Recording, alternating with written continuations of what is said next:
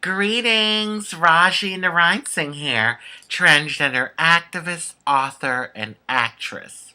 Don't you forget it. No, but if someone's watching this video in 100 years, they might not know who I am. Well, actually, at that point, it would be who I was. Because if I'm still here, honey, these will be like 10 feet behind me, dragging as I'm walking with a walker. No, at that point, they'll probably be having to wheel me. Anyway, I had a conversation with this guy, and some of the conversation was interesting, but he was kind of like all over the place, really scattered, going from like one topic to another.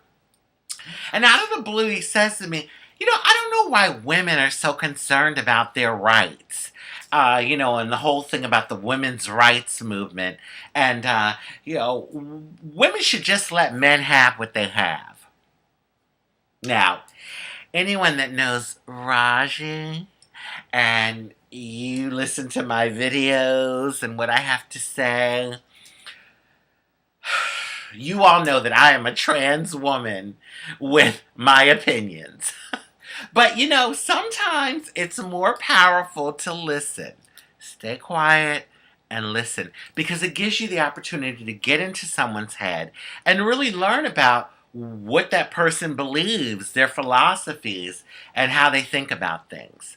So I didn't say much. I was really just listening.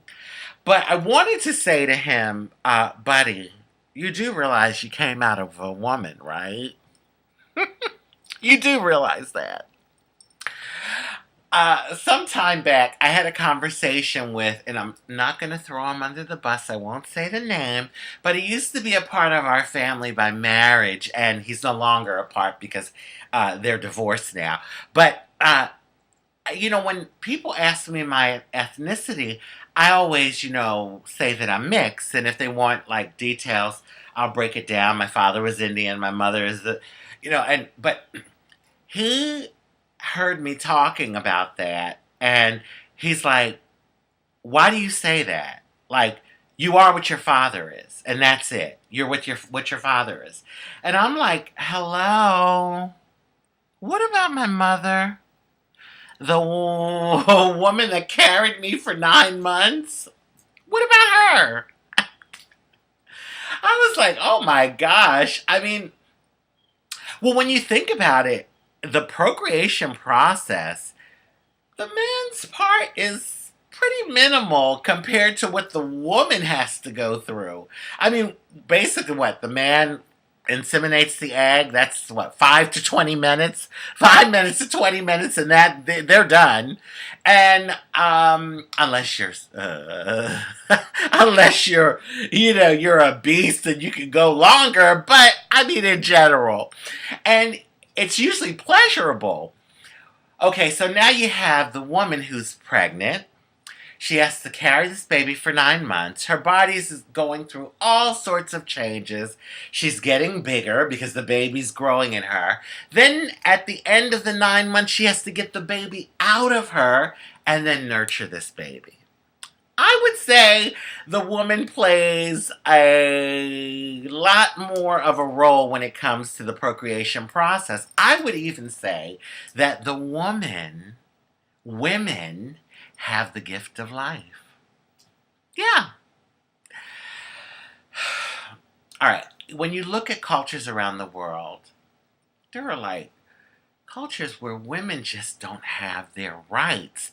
I mean, women aren't able to drive and to, give their opinions about things, not have a voice. And thankfully here in America, I mean, we certainly have our problems, but as far as the women's movement, women have come a very long way.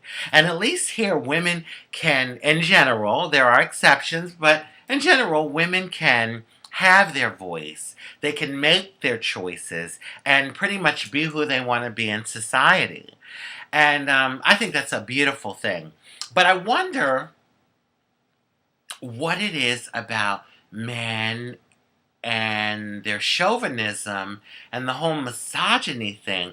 And like, is it that consciously or subconsciously, they're intimidated that women really do have the gift of life, that whole thing, or I don't know. I'm pretty perplexed.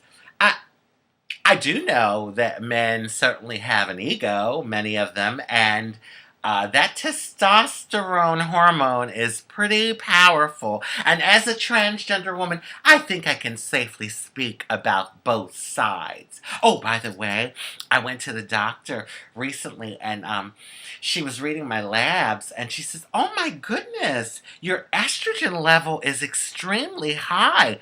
Mind you, I haven't been taking hormones in a very long time. So I'm like, "Doctor, really?" She says, "Yeah, it's really, really high." I said, "Well, I haven't been on hormones." She's like, "Well, I guess your body's naturally, producing estrogen." I'm like, "Oh, so that explains all of this going on here. All of this transgenderism. Oh, I naturally have the estrogen going and a high level of it. Wow, interesting." Anyway, that's a footnote to what the video's about, but I just had to share. So yeah, I think I can speak for both sides. And with men, I guess maybe that is why many of them have this thing about this dominance thing over women, like being dominant. And listen, don't get me wrong, okay? Because as a trans woman, I can certainly appreciate my role as a woman, okay? And I know that, women have their lane and men have their lane, and sometimes they merge a little, but, in general, we're in our own lanes, and but the thing is that what I'm trying to say is there's like this whole thing of yin and yang and, hand in glove and white on rice and the feminine and the masculine coming together and not one or the other being better than each other. It's just that they play different roles and they accent each other. Okay, let me break it down for you this way. I don't care how much super sperm you guys have out there, how much super sperm you guys have out there. If you don't have an egg to inseminate it, baby, nothing's happening, okay? There's nothing happening. A woman's worth. A woman's worth. Come on, say it with me. And of course it goes vice versa. If there's no super sperm out there, I don't care how many eggs there are, nothing's happening either. But you all get what I'm trying to say. All right, even more than that, how about just like basic human rights and freedom for everyone? Women, men, trans women, gays. All right, I know, I'm going on and on, but I think you all get the point. Equality for all. Love, peace, and blessings.